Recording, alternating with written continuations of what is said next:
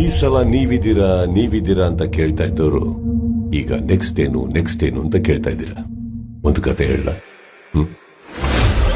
ಒಂದು ಊರಲ್ಲಿ ಒಂದು ಕಾಗೆ ಇತ್ತು. ನೀವೆಲ್ಲ ಸ್ಕೂಲಲ್ಲಿ ಕೇಳಿದ್ದೀರ. ಅದೇ ಕತೆ.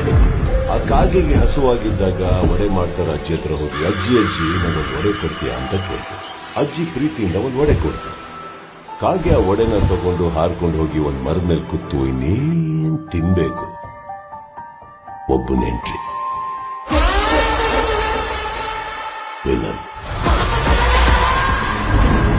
ಕಾಗೆ ಬಾಯಲ್ಲಿರೋ ಒಡೆನ ಕಿತ್ಕೊಳ್ಳಕ್ಕೆ ಸ್ಕೆಚ್ ಹಾಕಿದ ನರಿ, ಕಾಕ ನಿನ್ ಕೋಗಿಲೆ ತರ ಹಾಡು ಹಾಡ್ತೀಯ, ನನಗೋಸ್ಕರ ಒಂದು ಹಾಡು ಹಾಡು ಅಂತ ಹೇಳ್ತೀನಿ. ನಿಮ್ಗೆಲ್ಲ ಗೊತ್ತಿರೋ ಹಾಗೆ ಪಾಪ ಕಾಗೆ ನರಿ ಮಾತು ಕೇಳಕ್ಕೂ ಹಾಡಕ್ಕೂ ಮಾಡಕ್ಕೂ ಒಡೆ ಕಾಗೆ ಬಾಯಿಂದ ಕೆಳಗ್ ಬೀಳಕ್ಕೂ ಒಡೆ ನರಿ ಬಾಯಿಗೆ ಸೇರ್ಬೇಕು ಅನ್ನೋವಾಗ ನಿಮ್ಗೆಲ್ಲ ಕ್ಲೈಮ್ಯಾಕ್ಸ್ ಗೊತ್ತಿದೆ ಅಂತ ಅನ್ಕೊಂಡ್ರೆ ಭ್ರಮೆ.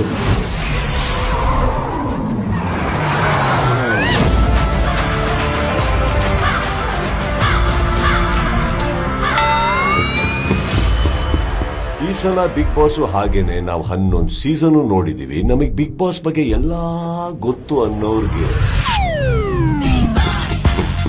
Big boss